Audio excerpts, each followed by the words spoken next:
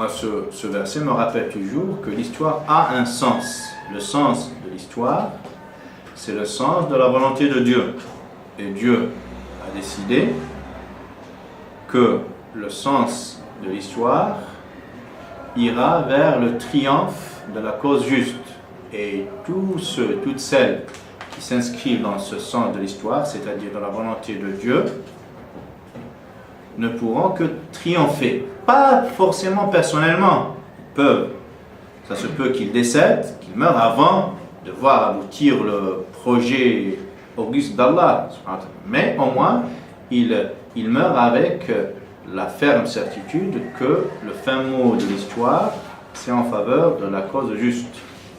C'est Allah qui a décidé que ça soit ainsi. Après, il y a plein de versets qui viennent corroborer cette foi centrale, en fait. Cet état d'esprit doit être érigé en élément de foi. On croit en Allah, et ce faisant, on croit que le fin mot de l'histoire, c'est celui que Allah a décidé, c'est-à-dire faire triompher la cause juste d'Allah au détriment de toutes les autres causes injustes, n'est-ce pas? Voilà, donc on peut citer, si vous voulez mentionner les références, Youssef 87, Sourate Joseph, verset 87, ne désespérez point de la clémence d'Allah, car ne désespère de la clémence, de la miséricorde d'Allah que les mécréants. Un vrai croyant ne désespère jamais, ne se démotive jamais, ne se décourage jamais.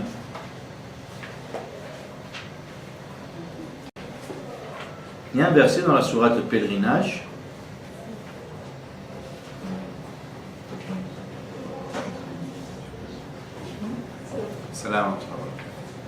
c'est le 15e verset de la sourate le pèlerinage, Al-Hajj.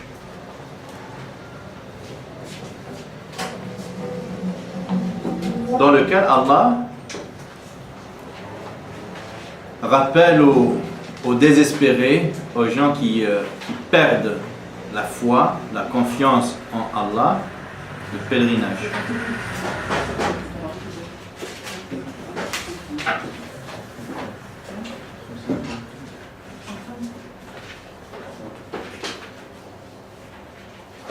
C'est vers le milieu, Hassan. C'est là Non, mais je suis sur la sourate 87. Ah, d'accord. Et non, pas la sourate 87. C'est le verset 87, la sourate Youssef. Oui, voilà. Youssef, c'est au début.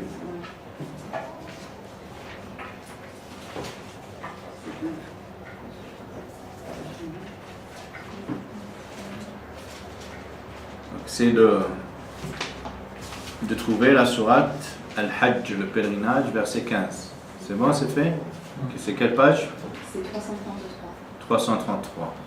Et par page, c'est mieux.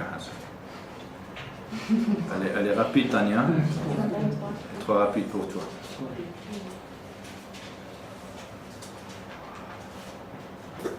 C'est 15. Tu peux le lire, Hassan, le verset? Celui qui pense qu'Allah ne le secourra pas dans l'ici-bas et dans l'au-delà, qu'il tende une corde jusqu'au ciel, puis qu'il la coupe, et qu'il voit si sa ruse va faire disparaître ce qui l'enrage. C'est un verset qui se dirige en direction à l'adresse des gens qui broient le noir, qui sont dans la démotivation, le découragement, qui ne voient pas le bout du tunnel, qui n'aperçoivent pas de loin la lueur du triomphe, de la victoire, du secours, de l'assistance divine, du soutien d'Allah, et qui baissent les bras, et qui broient le noir, et qui commencent à douter de la parole de Dieu. Parce qu'Allah s'engage et l'engagement de Dieu, il ne souffre d'aucune incertitude. وَمَنْ أَصْدَقُ مِنَ اللَّهِ قِيلًا, qui est plus authentique que la parole de Dieu. La parole la plus authentique, l'engagement le plus honorable, c'est celui de Dieu. Si Dieu s'engage de secourir, d'assister les opprimés, les persécutés, c'est qu'il le fera. Et si on ne voit pas l'assistance venir, c'est que quelque part, nous avons failli à notre engagement à nous. N'est-ce pas? Parce qu'Allah, il dit Inna Allah yudafi'u 'anil ladina amanu. Certes, Allah défend ceux qui portent la vraie foi. Et si on ne voit pas cette défense, c'est que la foi, elle n'y est pas. Ou elle y est, mais molle, insuffisante. Voilà, et plutôt que de douter de Dieu, il faut douter de sa foi. N'est-ce pas? Plutôt que de douter de l'engagement de Dieu, il faut douter de notre engagement vis-à-vis de Dieu subhanahu wa ta'ala. Et donc là, dans ce verset, il s'adresse à ces gens-là qui, au quart de tour, à la première difficulté, ils baissent les bras, ils commencent à broyer du noir et douter de l'engagement de Dieu, de les secourir, de les assister, de les soutenir. Donc, celui qui pense que Dieu ne lui portera pas secours, ne l'assistera pas, ni dans cette vie, ni dans l'autre, qu'il tende une corde vers le ciel, c'est-à-dire le ciel, tout ce qui est haut et ciel. As-sama, kullu ma sama, disent les Arabes, kullu ma sama, kullu ma ala. Un plafond est un ciel, n'est-ce pas? Voilà, une branche d'un arbre est un ciel. Voilà. Tu te mets une corde, tu t'attaches et tu coupes. Voilà, comme on dit en arabe, tu cognes-toi la tête contre le mur. C'est dire que c'est un langage très, très dur à l'endroit des gens qui doutent de la véracité, de l'authenticité des engagements de Dieu. Voilà. Mais que vas-tu faire si tu mets ton Seigneur en doute, n'est-ce pas? Quelle solution envisages-tu? Quelle est ton alternative à toi? N'est-ce pas? Tu n'as pas d'autre solution que d'espérer que Allah, n'est-ce pas, favorise l'histoire dans le sens de ses valeurs. Tu n'as pas le choix. Sinon, tu baisses le bras, ou bien tu crèves de désespoir, n'est-ce pas? Ou bien tu te joins à l'axe du mal et tu en deviens l'employé, n'est-ce pas? Tu n'as pas un autre choix que de continuer à nourrir cet espoir en Allah subhanahu wa ta'ala.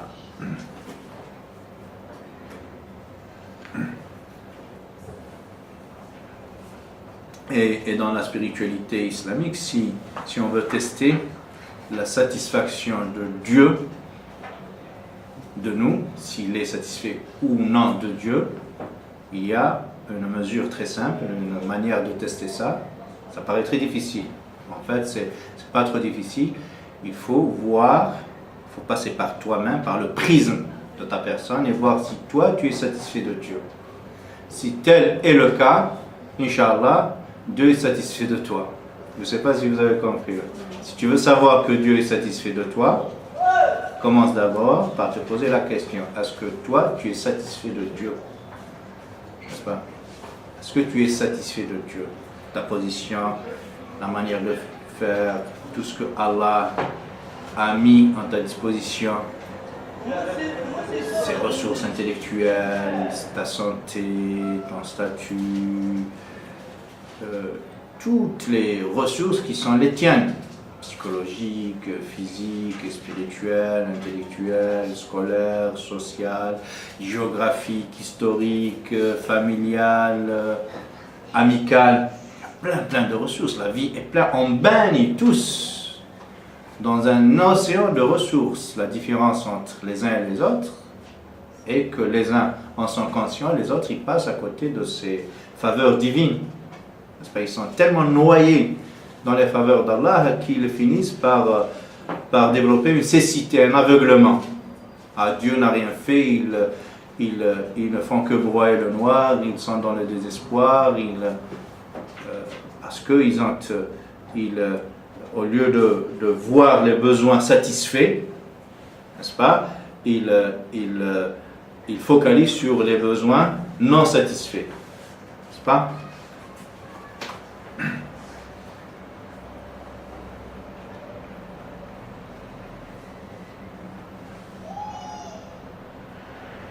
Dans d'autres versets, Allah nous dit que le timing de l'assistance finale,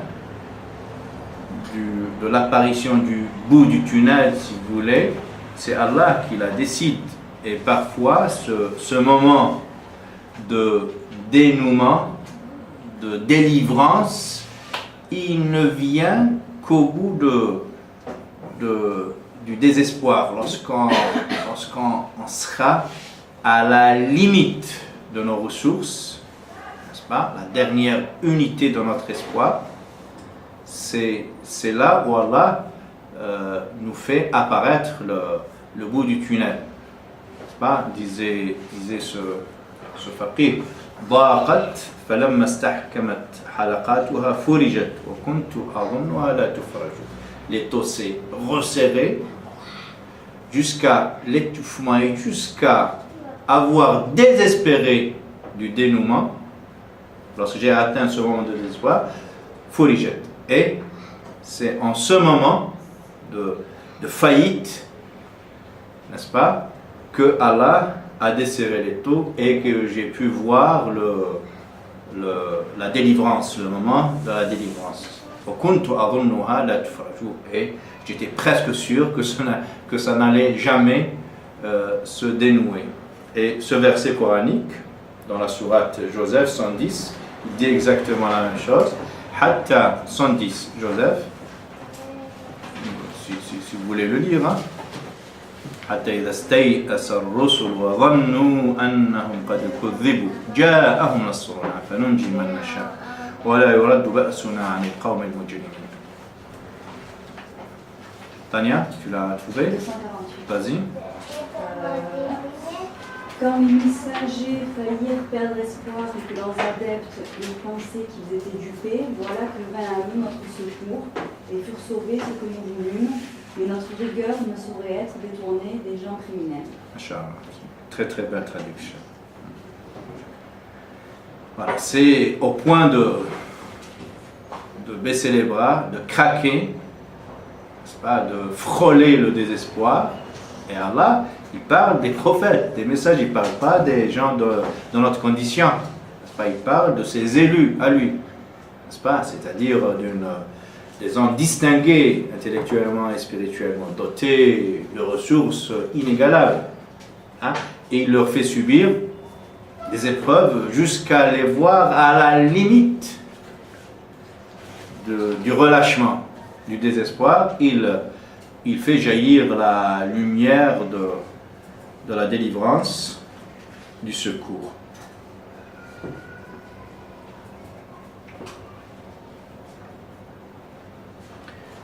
Dans une sourate connue par tout le monde, c'est vers la fin, Sharh. Sourate Alam nashrah laka sadrak wa wada'na anka wizrak alladhi anqadha dhahrak. C'est vers la fin, hein? Allah, il cite la difficulté et il cite la délivrance.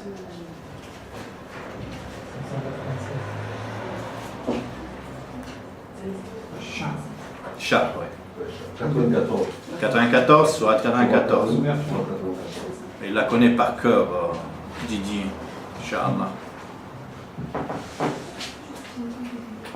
Tu connais tous les numéros, Didier? Ah, tu es un vrai comptable, toi.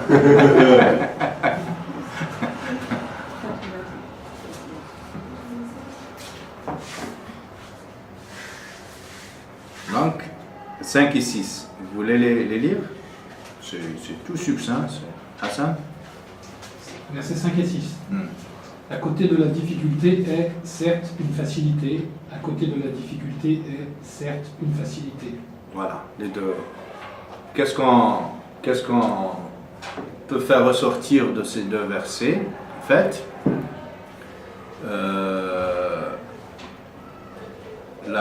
l'aisance, la facilité, la délivrance, si vous voulez, a été citée avec le déterminant al. N'est-ce pas? Mais la difficulté, non, c'est le contraire. Le contraire. La difficulté avec le déterminant al, mais l'aisance, la facilité, la délivrance, elle a été dépourvue de l'article déterminant. Al. Al-usr. Al-usr, c'est la difficulté. N'est-ce pas? C'est la. C'est pas une difficulté, c'est la difficulté. Et il l'a répété 2 fois, donc il s'agit de la même difficulté. La même et la seule difficulté. Mais lorsqu'il a parlé de yusr, la facilité, l'aisance, la délivrance, moi je préfère, c'est la délivrance. Là, dans ce contexte, c'est la délivrance. Hein? Il en a cité 2. Parce qu'il n'y a pas le déterminant, il n'y a pas le alif lam, al-yusr, il y a yusr. Ça veut dire qu'il y en a 2. 2 délivrances en face d'une seule difficulté. N'est-ce pas? Et le hadith justement, l'exégèse prophétique, dit Ma ghalaba usrun yusrayni. Une seule difficulté ne triomphera jamais de 2 délivrances, de 2 facilités. Je ne sais pas si vous suivez. Tout repose sur la subtilité de la présence du déterminant ou son absence, le déterminant. Parce qu'on dit al-usr, c'est un seul. Al-usr. Le stylo, on parle du même. Et lorsqu'on parle un stylo, il faut en avoir des milliers. Mais lorsque je vous dis le stylo, ça sous-entend que tu le connais. Le stylo, on parle d'un tel stylo, n'est-ce pas? Donc Allah, il parle de al-usr, donc il le délimite, il le réduit à un seul. Et quand il parle de al-yusr, la facilité, la délivrance, il dépourvoit, il le démunit du déterminant, de l'article al-a ou al-e, le ou la, n'est-ce pas? Ça veut dire qu'il y en a 2. Et le prophète de dire, par rapport à cette situation, dans ce verset, une difficulté ne l'emporte jamais sur 2 facilités. N'est-ce pas? Donc c'est pour ouvrir l'espoir. Voilà. À chaque fois qu'il y a difficulté, il y a deux sorties de secours. N'est-ce pas? À chaque fois qu'il y a blocage, il y a 2 possibilités de sortir de ce blocage. À peu près, c'est pas arithmétique, c'est pas mathématique, mais c'est juste pour dire qu'il y a plus de sorties de secours que de problèmes et que de situations de blocage. Voilà, si vous voulez, la moralité de ce verset. D'où justement le fait que le prophète, alayhi salam, en s'inspirant, et lui-même, il a fait l'objet de pas mal de rappels de la part de Dieu. Quand il frôlait lui-même le désespoir, Allah le rappelait à l'ordre « La'allaka bakhirun nafsaka ala atharihim illam yuminu bihadha al-hadith » Vas-tu te détruire parce qu'ils ont refusé d'obtempérer et de suivre le message divin? Voilà. Donc Dieu lui-même, il rappelait le prophète, alors oui, toi, il ne t'incombe que d'exposer le plus clairement possible le message, d'être égal à ton message. C'est important aussi. N'est-ce pas? Parce que pour impacter sur l'environnement, pour avoir un impact, il faut essayer d'être soi-même conforme à son message. Comme disait Shu'aib, وَمَا أُرِيدُ أَنْ أُخَالِفَكُمُ إِلَى مَا أَنْهَاكُمْ عَنْهُ إن أريد إلا الإصلاح ما استطعت وما توفيقي إلا بالله عليه توكلت وإليه منيب. On a entrepris ce verset, il est extraordinaire ce paragraphe. Shu'aib le prophète, il disait, et je ne veux point commettre les péchés que je vous interdis, que je vous invite à éviter, car je ne veux que votre amendement, que votre réforme. In uridu illa al-islah. Je ne veux pas de chefferie, je ne veux pas être le leadership, le gourou dirigeant, je ne veux qu'être l'éclaireur, n'est-ce pas, celui qui allume des bougies pour que les gens voient le plus clairement le sentier d'Allah subhanahu wa ta'ala. Et moi-même, j'essaie en tant que faire se peut d'être égal à mon message, n'est-ce pas? Je ne suis pas étranger à ce que je vous dis. Moi-même, j'essaie d'être à l'égal de mon message et je vous invite à m'emboîter le pas. Donc, cette manière de faire et d'être, le prophète en a été tellement rempli qu'il accusait les gens responsables de démotivation, de découragement, n'est-ce pas? Il les accuse d'être à l'origine de cette dégénérescence, de ces chutes, de ces éloignements du droit chemin. Man qala halaka an-nas fa huwa ahlakuhum. Celui qui dit les gens ont péri, les gens se sont égarés, c'est lui-même qui est à l'origine de leur égarement, en broyant le noir, en les décourageant, en se contentant d'insulter les ténèbres, n'est-ce pas? C'est lui-même qui fait partie de ces ténèbres, voire qui est à l'origine d'une partie de ces ténèbres, n'est-ce pas? Ce hadith, il ressemble à cet adage chinois, plutôt que d'insulter les ténèbres, mieux vaut allumer une bougie. Tout le monde sait critiquer, pointer les dysfonctionnements, tout le monde. On est tous passés maîtres en matière de critique et d'insulter les dysfonctionnements. C'est bien de les repérer, les dysfonctionnements, mais faut-il soi-même essayer de rétablir les situations, de reconstruire, d'être positif. Voilà. Et donc le prophète, il rappelle aux gens leurs responsabilités, surtout les gens spécialistes professionnels en matière de décourager les troupes, casser le moral des troupes. C'est la fin du monde, mais surtout une partie des musulmans, ils s'emparent d'un certain nombre de hadiths, prophètes, authentiques, fussent-ils authentiques ces hadiths, dans lesquels le prophète donnait des flashs sur les moments ténébreux de la Ummah, n'est-ce pas?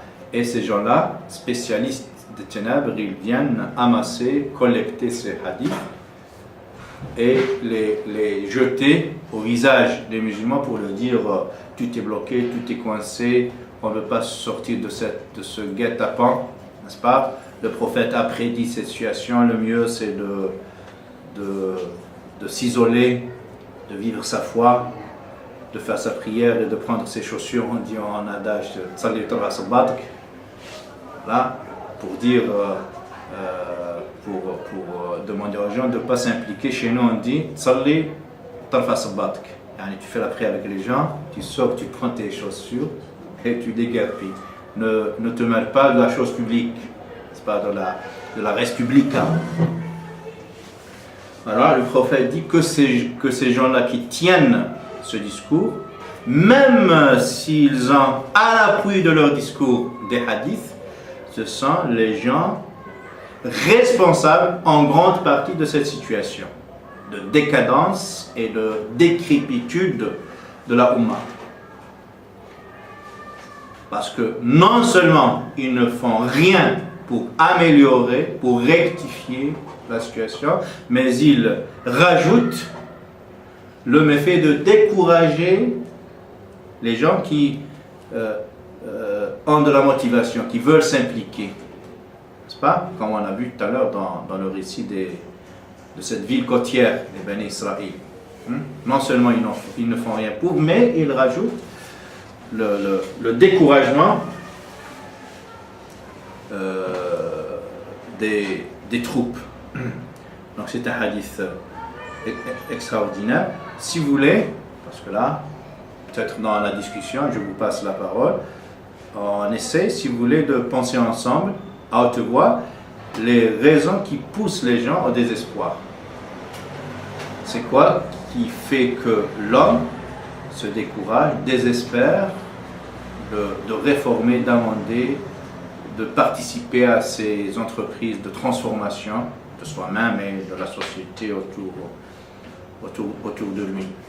C'est quoi les raisons, les causes qui font que l'homme baisse les bras? Et parfois, en essayant d'être égal à lui-même, il invite les autres à faire comme lui, c'est-à-dire baisser les bras, comme on a vu dans ce récit. Moi, je pense que l'homme veut toujours plus. Il ne se satisfait jamais de ce qu'il a. Il veut toujours plus. Mais si cela concerne le changement, c'est bien. Je change et le changement que j'ai opéré ne me satisfait pas. J'en rajoute. C'est bien ça. On ne peut pas appeler ça le désespoir. Au contraire, il ne faut pas faire dans l'autosatisfaction. J'ai réalisé, donc je baisse les bras. On ne remercie pas assez Dieu pour ce qu'on a. On n'est pas assez remerciant. Je ne sais pas comment on peut dire en français. C'est le manque de sens. Le manque de sens, de confiance. Le manque de sens dans son projet vers Dieu, le manque de sens de sa vie. Le manque de patience, le doute, peut-être la patience aussi. La confiance. Le manque de patience. Parce qu'on ne voit pas le résultat en fait. Et du coup, on croit que ce qu'on fait, par exemple, si on voit quelque chose qui ne va pas bien, qu'on dit à la personne c'est pas bien, comme on a une échelle de temps qui est liée à nos vies, où nous sommes dans un monde où les choses vont vite, si on ne voit pas de résultat direct, si la personne elle prétend nous entendre et qu'on ne voit pas de résultat, alors que si ça se trouve, elle est en train de réfléchir, la limite, elle est on se dit ça ne sert à rien de se fatiguer parce qu'il n'y a pas de résultat. Moi, j'aurais dit, comme disent l'expression, comme on dit, le verre à moitié vide ou à moitié plein. Ça dépend de la vision qu'on a. Si on est un optimiste ou un pessimiste. Si on est pessimiste, on n'aura pas tendance à espérer. Ça dépend aussi de la vie. C'est inné, c'est une fatalité. Non, c'est pas inné, puisque même le verset dont tu avais déjà parlé, Mata Nasrullah, jusqu'à quand le secours de Dieu, ça veut dire que même les prophètes ont eu des problèmes au point de devenir pessimistes, de dire je subis trop, mais quand est-ce que le secours de Dieu arrive? Et le secours de Dieu est venu, donc c'est le sujet. Donc le pessimisme, ça se soigne, mais je pense qu'il y en a, ils ne le soignent pas. Et, comme elle a dit, il n'y a pas de sens dans leur vie, alors leur pessimisme, il est fatal. Donc ça mène jusqu'à se pendre, jusqu'à se tuer. L'Afrique.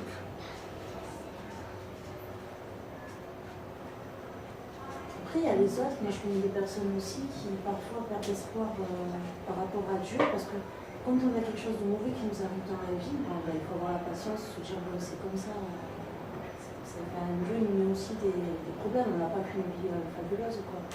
Et après ça se cumule, et il voit des personnes qui ne sont pas forcément bien, et par contre qui elles vont avoir beaucoup de choses ici-bas. Et ça, je sais que y a des personnes, ça les ronge un peu de l'intérieur, ils ont le sentiment finalement qu'ils ont patienté longtemps et que le fameux dénouement, il se fait un peu à l'inverse en fait. C'est au niveau du degré de la foi aussi peut-être. C'est bien de recenser tout ça, c'est important parce que tous ces détails, en fait, on les a plus ou moins effleurés dans les autres cours. Là, la sœur est en train de nous dire que que les privations qui frappent un certain nombre de personnes font souvent qu'ils baissent les bras, qu'ils désespèrent. Mais faut-il définir la privation? Parce qu'on a fait des cours justement pour parler de donation et de privation. On a dit que très souvent, une privation, elle cache une donation. Et pas mal de donations cachent des privations, parce que tout est épreuve, aussi bien la privation que la donation. Là c'est dans la mesure où on s'attache aux privations matérielles, qu'on résume les donations aux seules dotations en faveur matérielle.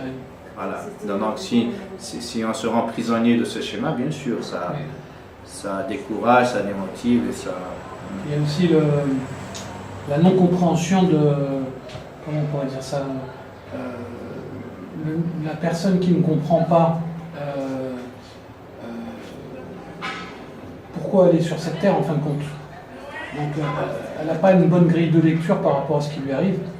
Et donc c'est comme si elle errait dans un jeu sans connaître les règles. Je ne sais pas si on peut prendre cette métaphore. Donc elle ne peut pas faire preuve de patience, de persévérance, si elle n'a pas de but et d'objectif bien définis. Donc elle est soumise en fin de compte aux variations de sa condition, sans avoir une ligne directrice. Donc ça donne les conditions du désespoir aussi.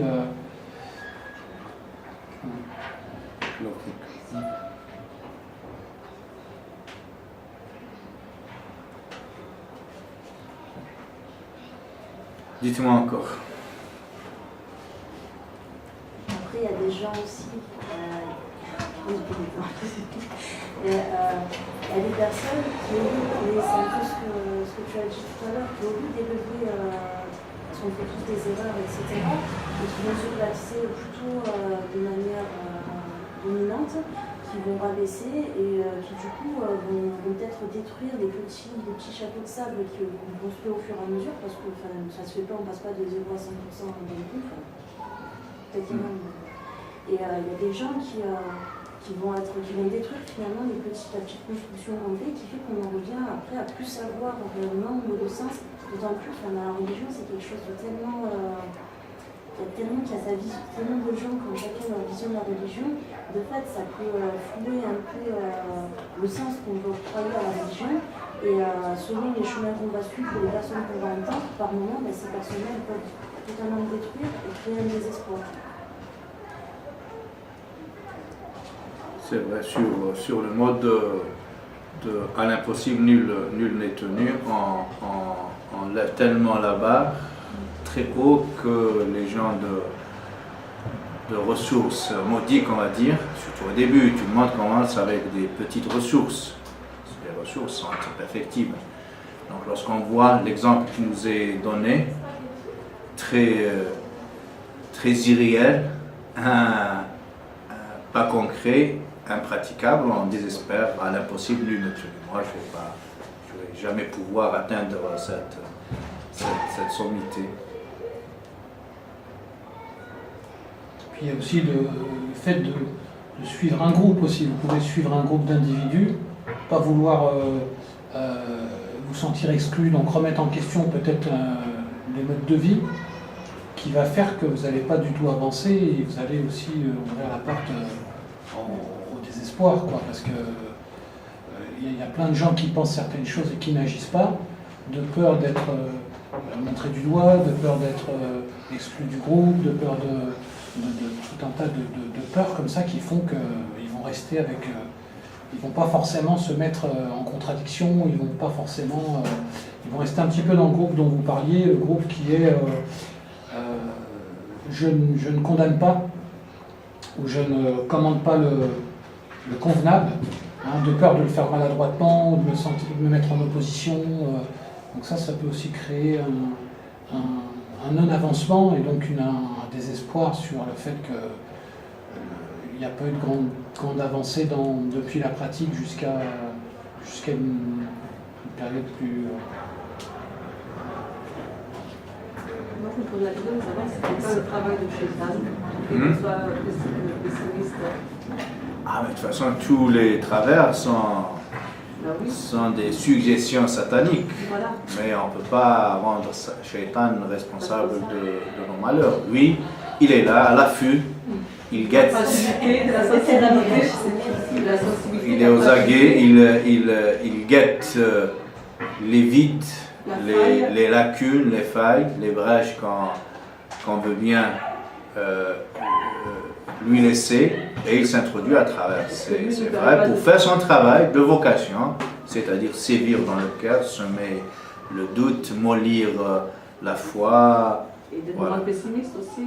Voilà, du coup, quand il amoindrit la foi, du coup, on se trouve en panne de projet, de visibilité, et on commence à broyer le noir. On a cité ce hadith que je me plais à répéter très souvent.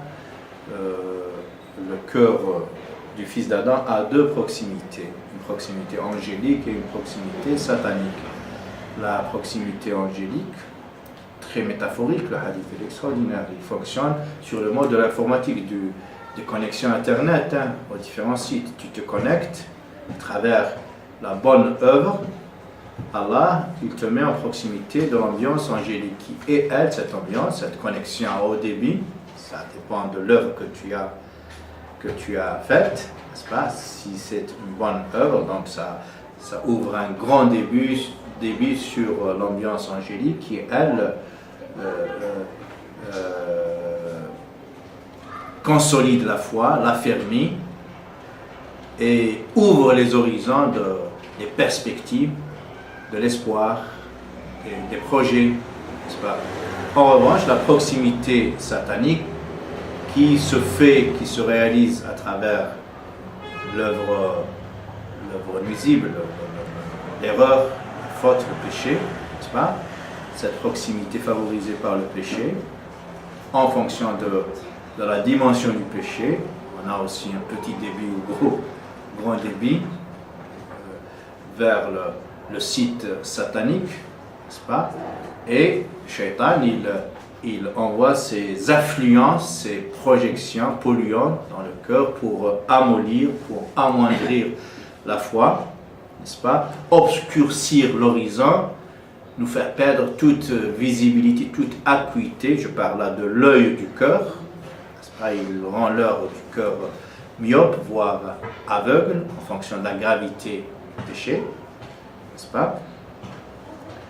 Et de l'assiduité surtout sur le péché, parce que la gravité ponctuelle n'en est pas une si on arrive à s'en éloigner.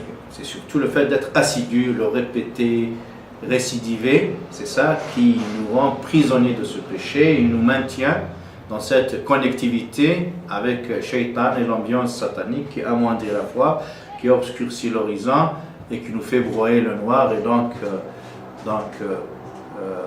nous rendre pessimistes, tout simplement, nous décourager, démotiver, désespérer. Voilà. D'où justement le fait d'insister sur l'effort, sur la quête de l'excellence.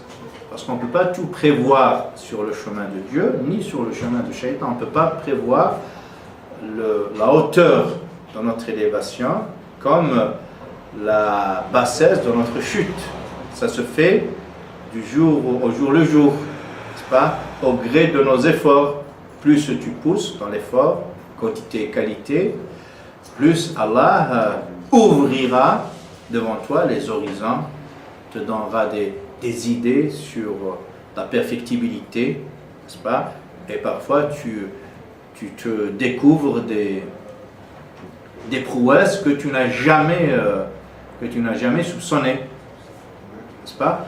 Et dans le mal aussi, parfois, on arrive à des basses attitudes dans la chute qu'on n'a jamais soupçonné. Moi, je suis capable d'autant de mal et parce qu'on s'est laissé aller de chute en chute jusqu'à toucher le fond. Si fond il y a, parce que normalement il n'y a pas de fond, comme il n'y a pas de plafond dans l'élévation, il n'y a pas de fond Dans la chute, on peut aller en deçà du statut de shaitan lui-même. Lui-même, il profitera de nos prouesses à un certain moment. Voilà. Je pense aussi qu'on n'est pas assez persuadé que le bien triomphera sur le mal. C'est l'introduction du cours. Ça, c'est ça. Non, c'est très bien. Et moi, j'ai dit, il faut élever cet élément à la hauteur de notre foi, l'aligner avec la foi en Dieu. N'est-ce pas? Je crois en Dieu, je crois, pas je crois dans de l'incertitude, non, croire, c'est avoir la ferme conviction, parce qu'il y a, je crois, je pense, sur le mode de la conjecture, non. Je crois croyance, pas je crois, je pense, je suis persuadé. Je suis convaincu. J'ai l'intime conviction que Dieu, auquel j'adhère, que j'adore, ne laisse pas tomber les siens. C'est une conviction. Même si parfois je sens que la situation ressemble au fait d'être lâché, ce n'est pas une. C'est Allah qui donne le timing de cette assistance, de ce soutien. Ou alors c'est moi qui a failli quelque part et qui n'a pas mérité, n'est-ce pas, l'assistance de Dieu en temps voulu. Il faut que je me remette en question, que je fasse mon mea culpa, je redresse la barre et j'essaie de... Voilà, c'est très important. Il faut nourrir cette conviction que lorsqu'on agit en faveur de Dieu, pour agréer Dieu, on se place dans le sens de l'histoire, de la volonté de Dieu, parce que Dieu a décidé. C'est un verdict sans appel que le fin mot de l'histoire revient aux siens, aux minoritaires, aux opprimés, aux persécutés qui n'ont pas lâché prise, qui ont accepté d'être les employés de Dieu dans la réalisation de ses desseins, de son entreprise. Voilà. Je suis d'accord avec toi, Didier. Tu vois, tu as rajouté un élément du cours qui nous a servi d'introduction.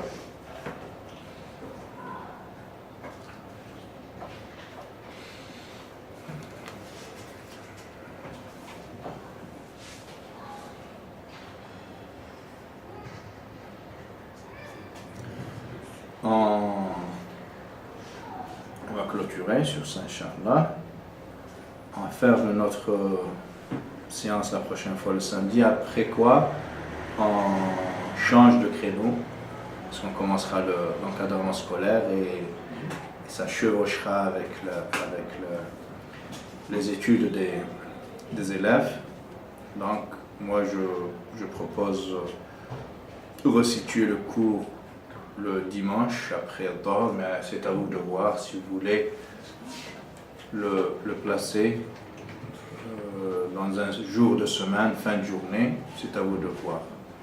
Je vous laisse le choix. Moi, il faut que je commence par choisir et c'est à vous de changer. N'est-ce pas? Donc la prochaine fois, on maintiendra le jour et le créneau, mais après, on le fera le dimanche, Inch'Allah, après Adha. 2h30 là, comme d'habitude. Oui, comme d'habitude, 2 heures. Ce serait la même heure, mais le dimanche. Voilà. Après, si en commun accord entre vous décidez d'un autre jour, moi ça ne m'embête pas. Et il faut le placer en fin de journée. Parce qu'en dehors du samedi et dimanche, les gens travaillent. Oui, c'est vrai. Voilà. Donc on le place en fin de journée. Comme ça concerne les adultes, normalement, ça doit être faisable. En fin de semaine, pour moi, c'est dur, quoi. En fin de semaine? En semaine, je veux dire, entre le lundi et le vendredi, c'est dur. Moi, je peux faire le dimanche à... Voilà. On part sur ça. On part sur les dimanches, Inch'Allah. Pour moi, perso. Ok, Didier. Barakallahu fikum. Merci de votre attention. Subhana rabbika rabbil izzati amma yasifun wa salamun ala al mursalin walhamdulillahi rabbil alamin.